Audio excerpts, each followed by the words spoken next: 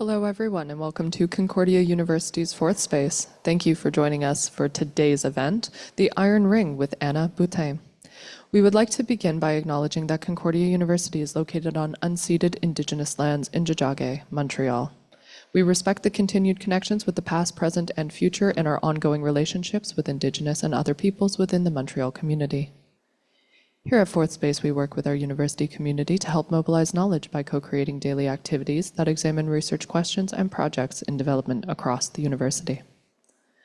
We are running today's event as a live stream to YouTube and a Zoom meeting. For those of you on Zoom, we welcome your comments and questions with a raised hand via the chat. And for those of you in the space, we welcome your comments and questions at the end if you'd like to participate. Just let us know by raising a hand and we'll get a microphone to you. With that, it's my pleasure to hand the microphone over to the hosts of the Iron Ring podcast, Hannah Ahmadi and Amanda Sanderson. Welcome. Hello, and welcome back to Women in Engineering's Iron Ring podcast. My name's Hannah, and I'm joined by my co-host, Amanda, for our 11th episode today.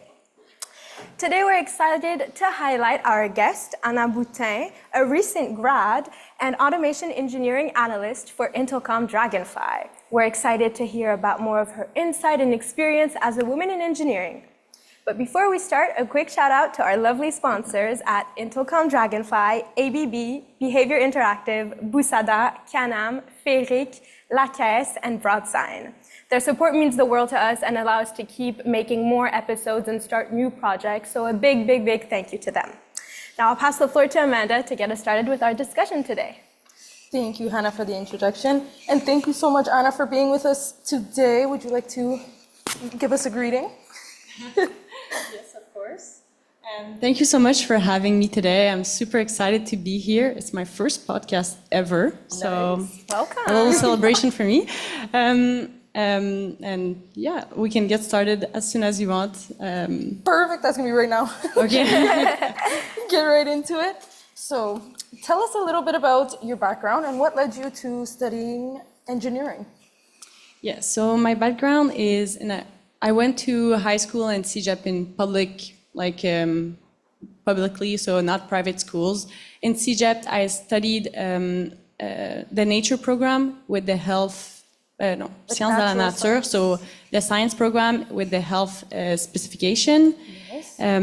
I selected that program because I really wasn't sure what I wanted to do when I was in high school. And so my parents told me, like many parents say to their kids, well, just pick something that opens the most doors. Yeah. So Oh that's why I chose that program. So I graduated in that program. And after that, even before you graduate, you have to already choose what you want to do in university. So I really didn't know still what I wanted to do. I chose the health specification because I really had an interest for patient care and healthcare, but I still wasn't sure if that was my calling for forever. And both my parents are actually not engineers necessarily, but they graduated in engineering. Okay. Oh, wow. So they really encouraged me to look at the programs, especially my mom. My mom was like, you have to look into this, the woman in engineering, and the field is so interesting. There's so many choices. Just look at it. So with a bit of I would say encouragement, Exactly. I ended up going to some of the campus on days, like open doors to visit the campus. I visited the ETS campus, and on that day, I actually spoke with a lot of students and in the industrial engineering program, which is the program I ended up selecting there, because it was the only program I was willing to give a chance. I was like, if there's one, it's going to be that one. And when I talked to them, I ended up feeling very reassured and found that the program could actually maybe be a fit for me. Oh. And on that day, I decided to apply to get into the program, and that was the end of it. That was the decision making. I decided on that day, okay, I'm doing it. That sounds like a good idea. Let's go. So that's a bit of my background. I love that. Very relatable. Everything you said. First of all, being encouraged by someone who is in engineering. Yeah. And then anything that opens all your doors, I get that relatable. And so I guess my next question is there a moment after that where you were in engineering and you realized, you know what, actually, I wasn't sure, but now I am. I think this is for me. So that took a lot of time in the way that the more I did classes, the more the confidence in my choice grew. So, and in ETS, we have 1 year, which is a general year. So you kind of get to discover a lot of things in the program, because since I didn't come from a technical background, I did a pre-university program, Sciences de la Nature. You have to do this year, and you do a bit of like coding, you do a bit of project with other engineering departments, like mechanical engineers or people that want to study there, electrical engineers, and etc. So during that first year, I already knew, okay, I know I don't want to do the other ones. So that was a good start. And then when I was actually in my program, I really liked the classes and what I was learning. So that already gave me a bit more confidence. And then I did the first internship. I really liked it. So I was like, okay, maybe this is gonna work, you know? And the more I moved forward, the more I felt at peace with my choice. Okay. And now I'm very happy with my choice, and I don't feel like I made the wrong decision. And what really reassured me also when I was studying is that I realized how much opportunity there is. So you're not like stuck in a specific area. You can do almost anything. You can go in the food industry. You can be in manufacturing of airplanes. You can do anything you'd like. And even the job that you do in these different fields can be so different. So I don't know many engineers or people that graduated in engineering in my life that are doing the same thing. So that was very reassuring too. Yeah. Open the doors. That's yeah, it worked. That's so interesting. I like that. That's super interesting because when I first applied into engineering too, I wasn't sure what industrial was, but I guess the impression I did have was that it was general like that. You could do everything with it. And we'll get into a bit more what that is later, but thank you for that insight. And I noticed you mentioned something about your internship that helped make you feel reassured. Are there any more internships or maybe student clubs or competitions that had an impact on your education? Yeah, definitely. So I was a bit involved in some student clubs. Sadly, when I was in university, it was COVID, almost the entire time. But I still managed to join 2 clubs. So when I first started, I was in Formule ETS, just for a little bit. I can't say I had the biggest impact, but it was really interesting to see the people work and the passion that was in that club. And I also joined a bit later on a club called Metria, which is the industrial engineering club. Nice. So that was super fun in that club. We had competition. So there was a big competition we were preparing for. And I also did some cases with KPMG later on in my university program. So case competition type thing? Yeah, okay, case competition. Nice. That's so cool. Yeah, it was super cool, and I really loved that case. Presenting, you always get so stressed just before you present because you get only a few hours or a few days, and you don't know if you're going in the right direction because it's the first time you're doing that. Yeah. And when you'll start working, maybe you'll feel the same way. So it's a really good it's a really good test to what real life can actually feel like when you're in an actual work, especially at first when you don't really know what you're doing necessarily. So yeah, you have the most basic guidelines, and then you're just no feedback till you present it. I do exactly. Okay, very nice. I'll really like that answer. I think Hannah has another one. Yeah, now I want to get a little bit into the career transitioning from school to the work life. So I want to know, is there a specific way that you yourself prepared for the job hunting interview process?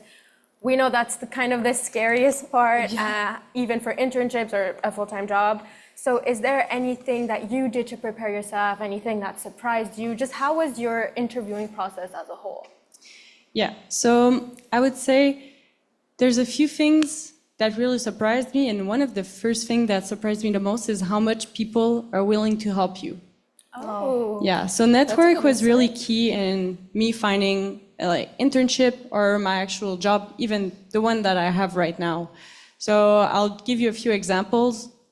My first internship, I knew no one in still working in engineering, and I didn't know what I wanted to do. But I definitely didn't want to go at with my parents. I didn't want them to help me find my first job. I wanted to do it by myself. So, of course.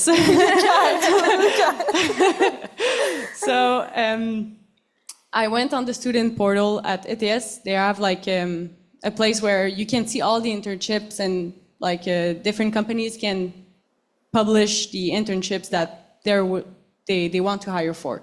So I went there and I applied to a few. You could apply to a few, and I got my first interview with the portal, and I actually got my first internship that way. Wow. So that first step was good because I didn't have any network at that point. I was just starting, And after that, I prepared for my second internship way in advance because I knew I really wanted to go in the food industry. So my first internship was in aerospatial. Oh, nice. My second one, I wanted to try a different industry, food industry. So I went on the portal before the application and looked which company was typically hiring interns. And I saw AgroPur was. So, okay, AgroPur, that's milk. That's very cool. Milk and butter. That goes fast. There's a lot of things that happen there. So I figured, okay, let me try to get a job there because I was also looking for a part-time job at that point.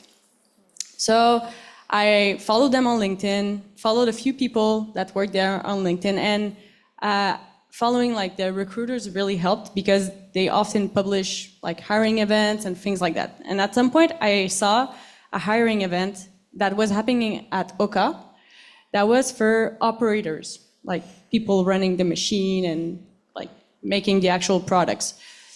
I figured, you know what, I'll just go. I'll just give out my CV. Nice. Worst come to worst, it's a Sunday morning that's not going to be very fruitful, but best case scenario, I might find someone that can help me. Exactly. And when I went to that event, I met the director of recruiting, and she really helped me afterwards because I gave her my CV, I told her what I was looking for, why I wanted to work there. I also did my research on the company before going there.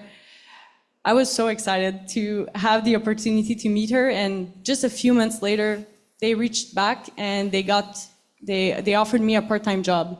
Oh, wow. So that was super cool. Incredible. And then after that, I also got the opportunity of having the internship with them.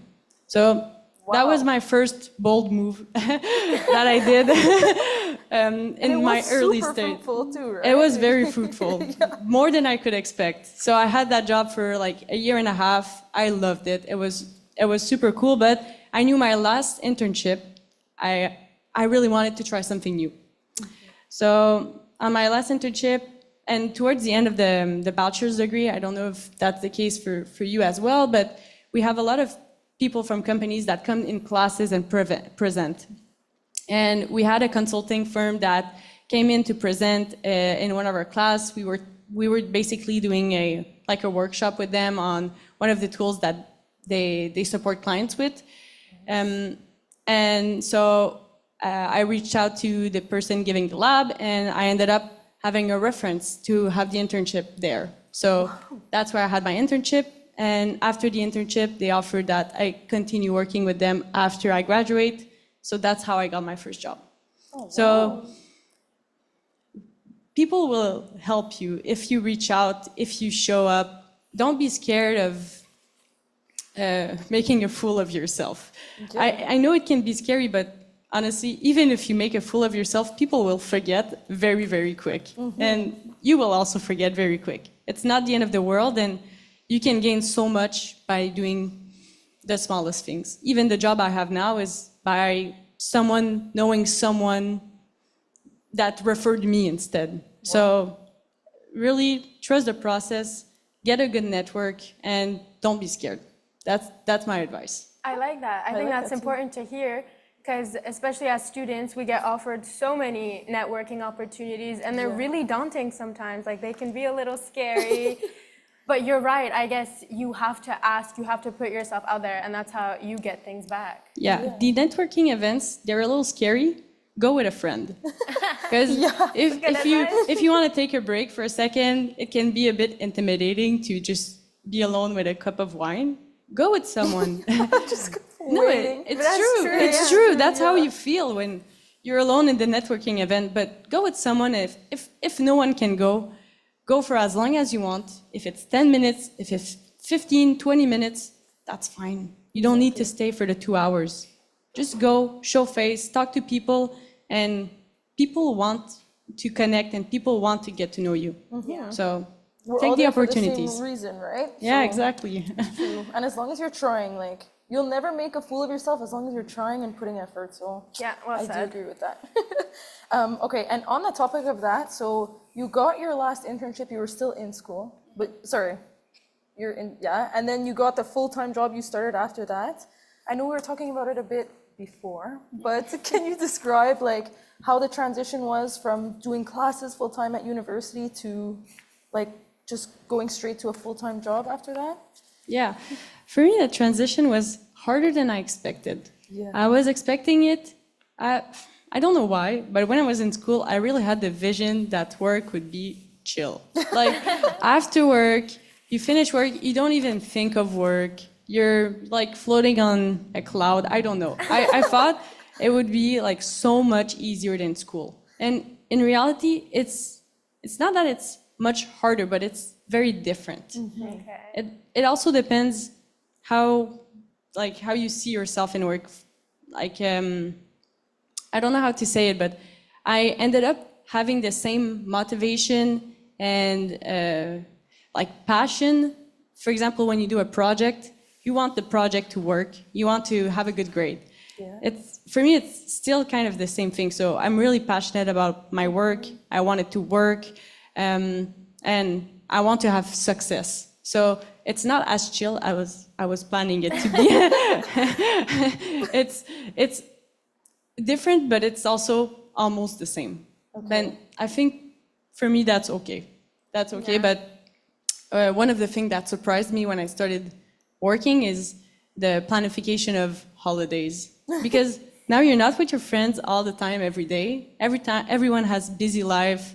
So you have to plan the time with friends, and everyone has to be able to take vacation at the same time. So that's something that I never expected would be hard. Planning a new vacation, challenge. which sounds so fun, and it can be stressful. I can only imagine. But I like that. I've heard that so many times, the stereotype of you have a job, you come home, and then it's not like school where you're thinking, what's my assignment tomorrow? But I guess that's not necessarily true. It depends on people. I think I'm still so early on that maybe I haven't fully transitioned to like disconnect after I close my computer. I still think about it a bit like at night, but I know some people are able to completely disconnect. Okay. Maybe at some point it'll change for me, but at the moment I'm still thinking a bit, okay, I have this presentation tomorrow. It's gonna go well. So I still think a bit about it, but not the whole entire night. But I finished the day feeling very similarly to how I finished a day in school. So, okay. yeah. Nice.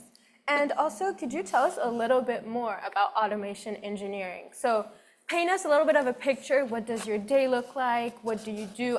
Maybe your day-to-day changes, but in general, what does it look like, or what tasks could we expect you to be doing? Yeah, so my day-to-day definitely changes, but it really depends on where we are at in projects. Typically, if we're looking to have new automation, we will define requirements for automation. We also do monitoring of KPIs on current automations that we have. We look for improvements on automation that we already have. So that's a bit of the recurring tasks, I would say. Okay. And when we have an automation projects that that is defined and that we're moving forward with. Then we have all the preparation phase. So in our team, we're responsible for all the preparation for the installation. Then once installed, the testing to make sure that the machine performs at what we were expecting. So that's mostly it.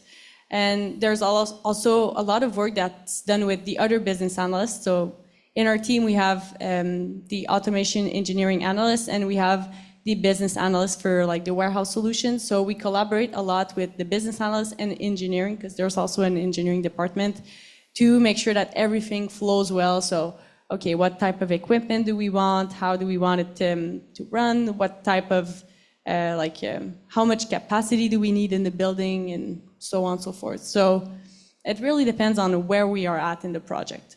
Okay. So like a bunch of requirements, but for everybody type thing, like validation, verification, all that type of stuff. Yeah, so when we define the requirements, for example, we're in the small package industry, so we need to define, okay, what type of freight are we gonna get, what capacity on the machine do we need, depending on the size of the building. So that's all the analysis that goes into it before we actually decide on anything. And then we also have the workshop with the suppliers. So there's a lot of steps. Yeah. Everybody's Once we decide on the solution, after that, it's all the preparation for the installation and the testing. So we also write the test scripts to make sure that everything is going well with the machine. And do you enjoy that your day-to-day is not the same all the time? Does that help you? Does it maybe like confuse you? How do you feel about it? Yeah. I really like it.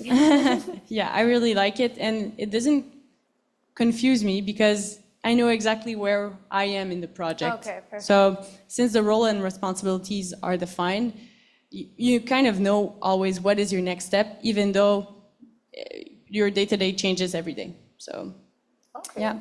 That's very insightful. And is there something that you learned from school or your classes that, or like a skill, let's say, or an attribute that has had like a positive impact on your career so far that you use every day, like that you know you really learned from your engineering degree? It's a good question. It could be as easy as like communication or...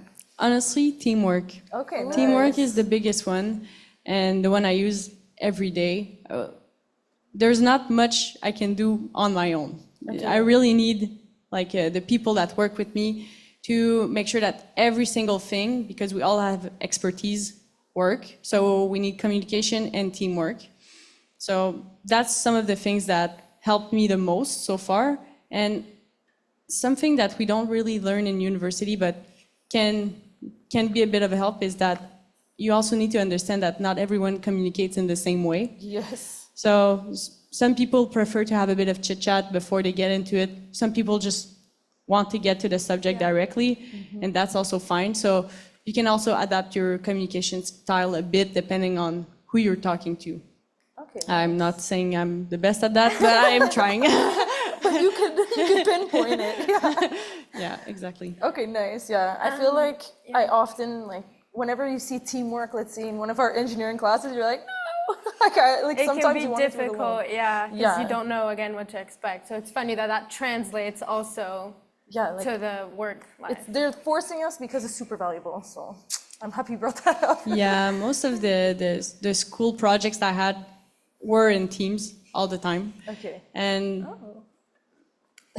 I really liked it. So for me, it wasn't too challenging because I was also always working with the same people, basically. So I almost cheated the process.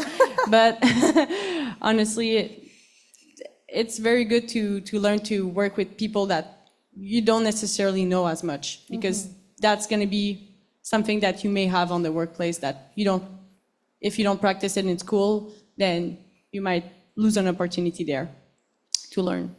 Yeah. Okay, nice. I know also earlier, I just want to go back quickly. We said that transitioning from school to work for you was not necessarily difficult, but different, was a learning curve, I guess. Are there any motivations that you have to keep yourself going? Is there anything that you personally work on and you tell yourself, I know this is a hard time, but this is what's going to get me through it? Like, do you have any tips in that regard? Yeah, I think Uh, so choosing the environment and basically before you choose a workspace, define for yourself what keeps you motivated. For me, an environment where people are driven, I find people smart, and I have a lot of projects that are impactful are the key to keep me motivated. So when I lose one of those factors, I will for sure bring it up in my one-on-ones. You know, I will say, okay, well, this element is lacking for me. Let's work on this to keep me motivated. Wow. So also having a good communication with your manager, I think, is key, which I'm very lucky I have. So yeah, I don't know. I haven't really felt that unmotivated in a long time because I have all the factors that do keep me motivated at this time. So it's very hard for me to answer that question right now because it's not like school where you just have to do it, otherwise you'll fail. It's a bit different, but I've been on projects and teams that I enjoy so much that the motivation has just been coming by itself. So, okay, nice. I like those 2 points. One, surround yourself with what you want and your goals, and two, advocate for yourself. I think that's important that you're able to speak and be like, I'm missing this right now. For me to meet your goals, I guess, of me, I need this from you or from the people around me. So I like that. I haven't thought about that. Like, it's super important. self-aware, Like, wow. So just be self-aware of what you want, what you like, and yeah, not everyone is motivated by the same things. Yeah. I have like specific things that do motivate me, especially like projects. I need to be excited for the project. And there's like, anyways, where I work right now, there's so many projects that if there's like something that doesn't work for me, I'm sure I'll have the opportunity to find at least one project that motivates me. So you have to at least have one thing that you really, really want to do. And right now, I don't have the problem with motivation. I'm super driven. I really like what I'm doing. So hard for me to answer this question. But that's so good to hear. that's a perfect answer, yeah. Okay, on that topic, I guess more in a negative tone. We always talk about this in our podcast episodes about like imposter syndrome and like knowing that like you are doing enough but feeling like you aren't, or that like, I don't know, I'm sure you know what imposter syndrome is. Do you feel like you ever feel that, despite like you have really good motivation and stuff, but do you feel like imposter syndrome has ever impacted you? And if it has, tell us how and how you overcame it. It does every day. Okay, that's what I was thinking. I don't know if it's ever gonna go away. I was hoping it would go away, but it doesn't. Not yet anyways. But how I think the hardest point, especially when you start, is that you don't really know what people expect from you and if what you're doing is enough. Exactly. And like the workplace versus the school place is different because in school, you know, you have to give this for, I don't know, Friday. Yeah. And you know kind of exactly what you have to do because there's an assignment that's very, very clear. You have a very structured definition. You have the database of what you have to use. It's very clear, the context and the expectation. And sometimes it's harder at work anyways, because even though you know what you have to do, you don't necessarily have as much context and you don't exactly know where to pull the correct information. So it's hard to feel sure about what you're doing sometimes. And that can lead to the imposter syndrome. But my recommendation, when you're really not sure, ask. Ask for feedback. Ask for, okay, what can I do better? Did you like this? Did you not like this? And once you start getting into it, you'll have a bit less of the imposter syndrome because you know more what's expected of you. And you know that if you're doing this, then you're meeting the expectation. So the first time you're doing it, it's gonna be tough. It's gonna be tough. Ask for feedback. Say, okay, I did this, this, this. Is this what you're looking for? The answer will most likely be no. Okay? Of course. I had a few no's, but that's okay. Exactly. You get the chance to redo it, okay? Or they will help you do it the first time, and then the next time you know better what to do. Yeah, So now you know what not to do. yeah, so- exactly. So my first recommendation, first, ask for help. And second, trust the process. It takes a bit of time, but as soon as you're doing almost the same, you won't do the same thing all the time. But if you're doing almost the same thing every time, or you're tweaking, I don't know, 40% of the work in a different context or solution solving, you still know 60% of it. And you know the 60% is good. So maybe the 40% you'll have things to work on and you can improve the next time, but the more and the more that you're doing it, the more the confidence will grow and the lower the imposter syndrome will be. So I think there's some things specific that you can do, but for me, it's really trusting the process and have a good communication, asking for help, asking for feedback. Is this good? Is this not good? And slowly, it doesn't go away, but you feel it less. Yeah, So you'll be able to like determine yourself whether it's good or not, right? yeah. That's true. Also, a big part sometimes of imposter syndrome for women in engineering has to do with, we know it, the big gender gap. So I was wondering, how was your experience in school? Did you experience this gender gap? Did it affect you? Do you think it has to do a little bit with your imposter syndrome? Because I know that for me personally, it's quite something to be in a room, to be the minority woman-wise in a room. You almost sometimes feel like, am I doing enough? Like, I feel like it's a little harder for me to catch up. Did you have a similar experience? It's a good question.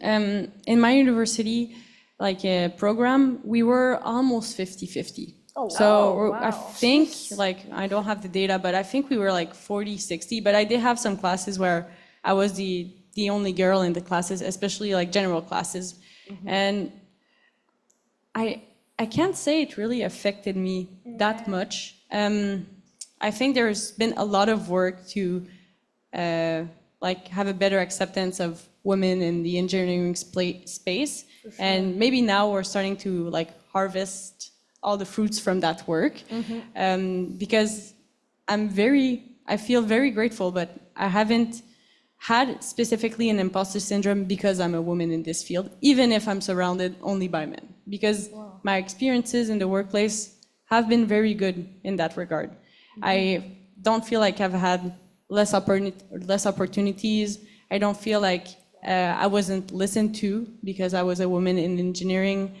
I don't know, I feel good and I don't feel like I'm a minority in my field. Wow. Okay, good. That's the answer we want to hear. Yeah, that's hopeful also. Yeah, it's very hopeful. And I know it's maybe specific to my environment right now. I don't think it's the case for everyone in every environment. And I don't think it was the case 10 or 15 years ago. But for me, my experience has been very good. And I've had the chance also to have a lot of female leaders in my internships and in my current jobs. So I can look up to someone that is something or that has a role that I would want, and I know that's possible because there's more and more female leaders, at least in the environments I've been to. So I'm very hopeful with the situation. I don't think that has contributed to my imposter syndrome, maybe, but I really don't feel like it. I think it's an imposter syndrome that maybe I feel it because I'm a woman, but I don't feel it because people make me feel like I should have it. Okay, yeah, it's like internal. I think if I have it more than other people, it must be internal. Exactly. I don't think it was imposed in any way by my work environment. So representation for you was important because you had those female leaders to look up to. You have a goal and you can see that it's possible because they're standing right in front of you. So that's interesting. That's really good because that's what we try to do with women in engineering. Exactly. Kind of be, not the example, but show that it's very much possible. Come join us, come be with us. We'll make it possible for you too. Yeah, and actually before I went to ETS, it was something that scared me a little bit because the school, I don't know what it is now, but back then I think it was like 16% women in the school. And I was like, ooh, 16. that's a little low, you know? But I ended up being in a group of friends with a lot of girls. I never felt like I was like really put apart, and so my university like went by, and I never really felt like I was the only girl in a class, or like it didn't really change anything. I noticed it. Okay, I'm the only girl in the class, but I still was able to find teammates. I still felt like my opinion and what I was saying was valued by my teammates. So it didn't really impact me. And at first I was scared, and I finished university feeling a lot more confident. Also because in my internships, I didn't feel like I was put aside. I felt listened to, and I felt like I had a lot of opportunities. And I hope it's not gonna change, but I feel very hopeful moving forward that we've made a place, and we deserve this place. Like it's working. Actually, I like that. I really like that too. I guess my follow-up question would be to that. You said you had a lot of like women role models, i.e. like leaders or teachers, let's say. Are there any that have stood out to you that have had like, I know they all had a positive impact, but a specific positive impact on you that you would? I think in my first internship, she really had an impact on me because she was the first one in the engineering degree or internship programs that I was doing, and she was the director of the plant. Oh, wow. And in the aerospatial, the aerospatial plant, the director of production, if I'm not mistaken, she was a badass because there was like almost only guys in that place. Wow. But she was like a fearless leader. I was amazed. I was like, oh my God, maybe I'll be that one day. So, but honestly, all the women leaders that I've met in my life, they were all badass, and they're still badass because my manager is she's a lady, but they're very impressive. They have a lot of drive, but they can be very different too. Like when we imagine women in leadership position, we're not all the same, and it shows. Everyone's very different, but I have to say the first director I had in my internship, she really made a dent. Yeah. Yeah. And like her like quality that had this impact on you was like the fearlessness type thing, or like the confidence? She had a lot of confidence. Okay. Yeah, she was very organized, a lot of confidence. She had a vision of like what she wanted, how she wanted it to be done, and I really respected that. Yeah. That's nice. That's I like super that. nice. Yeah. I'd love to hear that, honestly. Yeah.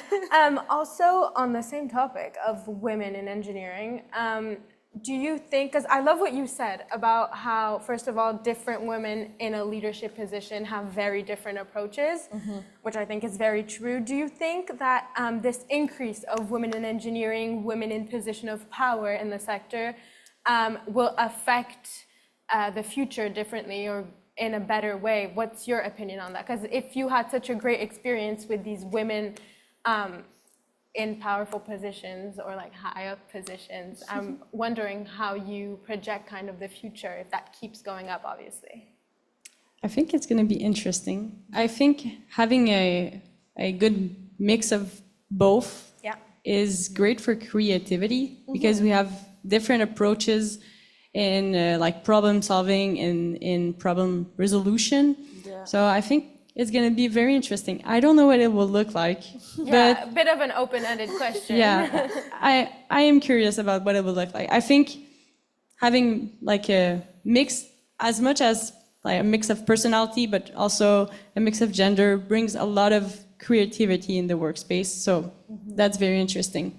And I didn't mention earlier in my experiences, but also I think one of the things that will help me feel like I had my, like, I deserve my space and I shouldn't have the imposter syndrome is that I feel also that men have a big responsibility in making a change for women in engineering. Yeah, So making I know the space, name yeah. is Women in Engineering, but the men can have such a big impact also on how we feel and how much success women in engineering have. So, and the men that I've had in my workspaces, they had a very positive approach towards it. So, yes, women in a leadership position do have a big impact because you do have role models. But I think men can also have a very, very big impact on like every single one of us in our career path and like where we can see ourselves in the future.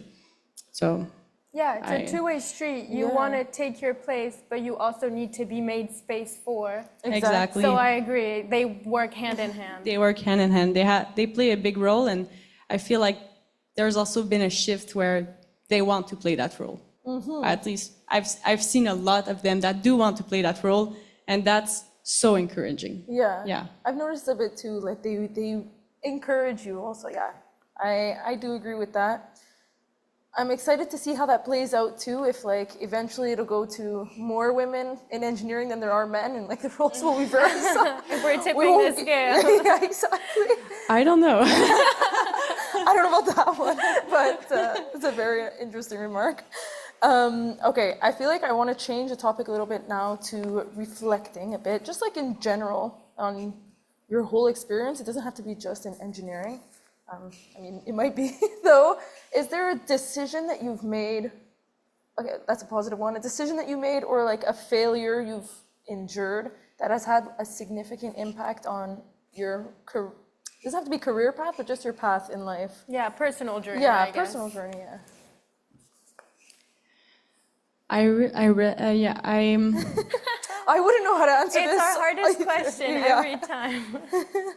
I'm not sure if one of them had a significant impact on my career path, It doesn't but have to be a lot career. of them, I made a lot of mistakes. A lot of the mistakes that I've made did have an impact on what I do now to make sure that they don't happen. So every mistake that you make, you learn a lot from it. For example, one time we were doing a test and I was on site and the person I was working with was remote, and he told me, it will be done for X time. And I thought it would be done for X time. And I never followed up because I never received a message that it was not ready for X time. It was not. So I launched the test and like it had such a big impact on the operations. I was like sweating. It was a learning moment. I was like, okay, next time, note to self, make sure to check. So right now, I don't think of anything that really had the biggest impact on my career path, but I think every little thing that you make a mistake, you can learn from, and the more you make mistakes, the quicker you learn. So I learned a lot in the last 2 years. So I would say don't be afraid to fail. It's okay. And everyone fail. So Yeah. Exactly. We all have our not so proud moments. yeah, exactly. But on a different note, can you tell us something, again, could be both your personal life, could be academic, could be professional, a moment you're especially proud of? We want to hear it. We want to hear you share it. Actually, winning the KPMG case was a moment I was very, very proud when I was a student. Because we worked so hard on that case and we knew nothing about the subject. So it was like a mining subject for like lithium batteries. I knew nothing about that, nothing. And we ended up, we worked the whole weekend on it. We did a lot of iterations. We didn't know which angle we should take and etc. And we ended up doing something we were very proud of and confident in, and when we presented it, we felt very good about it, and we won the first place. So that was one of the big moments I was very, very proud of. That would be one of them. It's been now a good while. I had a lot of proud moments since, but that one was sparking for me in my in my student years, and I would definitely recommend to everyone just try cases, test yourself while you're in school, because it's the best time to fail and have no impact on your failure. Like, it doesn't matter if you don't succeed, and it doesn't matter if you win last place. Just try it out, and you'll take so much more from it than what you may think you'll lose. So that was one of the best moments. I like that. Very nice. Exactly. It comes back to that again, like, as long as you're putting effort, like, you're growing, honestly. Even if your effort leads to failure, you're still growing. So I do like that too. And then I know you won in that case competition. I'm sure there are other instances like where you might have not done as well as you thought. In those cases, like, I know it kind of relates to imposter syndrome, but how do you stay grounded and confident if something or an outcome that you predicted doesn't happen how you predicted it? So typically, if you're not in a case, before you present it, you can ask for help. And people, again, are more willing to help than what you think. And they judge a lot less than what you may expect, because they were you at some point. Exactly. So they didn't know, and they weren't sure what to do and how to do it. So ask for help, ask for like validation on what you've done. That's okay. Second step, do your best. And I had another one that I just forgot, but I think I'll leave it to that. Yeah. But honestly, ask for help, ask for validation if you're unsure about what you're doing and how you're doing it. People don't judge you that much. And you'll always be grounded and motivated as long as, like, you know you put the effort that you could into it, right? Yeah, exactly. When you know you do your best and you give everything you have to make it a success, if it doesn't work out, you'll try again. Exactly. It's okay. Like, life is full of opportunities, and it happens, you know. Like, I've had interviews where I completely failed. Like, I had a case I had to do, and that was just after university. After I had a case for an interview I had to prepare. I think we had like 2 hours to prepare the case. And when I read the case, I knew I was not going to have success in that case, because I didn't know how to solve it. And with only 2 hours, I really tried. So I tried, I put together a PowerPoint. It was horrible. It was not good. I didn't want to present it. I didn't want to go to the interview. But, you know, I give myself like a kick in the back, and I went to the interview. I presented the thing. They told me it's not very good. I was like, I know. What was the worst, or what could be better? They gave me some tips, and you know what? I didn't get the job, and that's okay, but I walked away with learnings and things I can do better next time. So, like, motivation should not be driven by the success of a project. Motivation should be driven by what you're trying to accomplish and what you can do better next time. So, yeah, and your desire to learn. Yeah, exactly. Okay, So. nice. Yeah, I think you're always winner if you come out of any situation thinking, what did I learn? What will I do next time better? Even if, as we said, you don't feel like you have the best experience.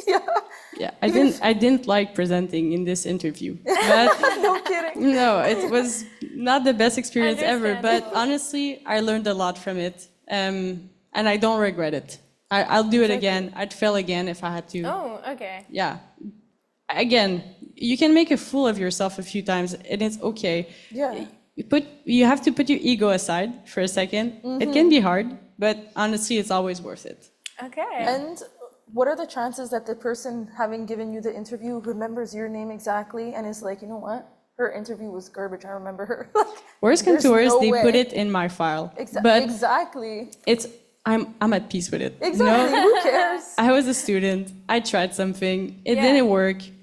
If I do the same thing again, that's the part I would be disappointed. Exactly. Okay. But as long as I don't make the exact same mistake twice, I call that a success. Love that. I love that too. We want to know next, if you could go back and give University Anna, a piece of advice, what would you tell her? Don't be so scared and trust yourself. Okay? And that's still something I'm trying to apply today, because it doesn't just switch once you graduate. It still exists. Like I was saying, the imposter syndrome is still there, but it's a learning process. You can't get out of school and be the perfection, the ultimate like perfection and have all the answers to everyone and everything. It's okay to not know and it's okay to fail. Trust yourself, don't be scared. That's very beautiful. That I is like super that. nice, yeah. Even I, as a student, need to hear that now. So Honestly, same, because like I'll be insecure or like I have imposter syndrome. I'm like, oh, like I won't anymore. Like once I graduate and get the degree, I'm gonna have my degree. Like it's gonna go away, but it's for sure won't, because then there's gonna be a new challenge, right? There's new challenges and it goes slowly away. So see, now I'm starting to feel more confident, but it takes a bit of time, and you just have to accept that not being comfortable is also the best way to learn. Exactly. Because if you're comfortable, then maybe What are you learning? yeah, that's how maybe you you're adapt. missing out on something. So Yeah. it's okay to feel uncomfortable, and it's totally normal. So Love that. Nice. And did you have any other follow-up questions that you wanted to ask I her? think you answered everything beautifully. I loved everything you said about learning from your mistakes. I know we keep saying it, but that truly is the hardest part. It's so scary to, one, put yourself in a position where you can make a mistake, where you're vulnerable to making a mistake. Exactly. But being able to learn from it, to grow from it. And again, I love that, really resonated with me when you said put yourself in an uncomfortable position to then be able to grow. That's something that I personally struggle with. So I love that you said that. And so you gave the advice to yourself, but you also gave it to me. very happy that I could have a small impact on your day. Like, again, do it scared. Yeah. You won't regret it. Yeah. Exactly. And if I had to say the point that really made an impact on me, like, is the more you fail, the more you learn from it, right? And like, I'll feel like I'm in class and like, I want to get it perfect right away. And like, if I don't, I'm super upset. But if I'm getting it perfect right away, then why am I in the class, right? Like, this is my opportunity to learn. I have to try and remind myself that like, a mistake isn't a failure, or it's an opportunity to learn. And then I like how you worded that before, and that reminded me or resonated with me. So thank you for that also. Did you have any other comments that you wanted to make, or advice, or Not things really. before we actually know? Okay, perfect. Not really. We but- covered all bases. Yeah, exactly. So I believe that is all the time we have for today. Well, all the time. We have a bit more time, but all the questions we have for today. Thank you for being here. Like we just said, we really loved your conversation. There's many points that resonated with both of us, Yeah. and I'm sure with the rest of the audience on YouTube or right now. Thank you very much for that. Thank you so much for having me, and good luck to both of you and your future, and to everyone else watching the podcast. Thank you so much. Thank you. So thank you everybody for tuning in. If you like this episode, feel free to tune in for our next one, although it's only in December. Thank you very much to the Fourth Space and to our sponsors once again. We're excited to see you again. Thank you. Thank Okay, thank you so much to everyone who joined us virtually or in person for this podcast. We're going to go ahead, close up the Zoom and the live stream now, but a quick reminder that this conversation is already available on our YouTube channel if you wish to revisit or share it. We hope to see everyone again here at Fourth Space for the next podcast installment. Have a good one.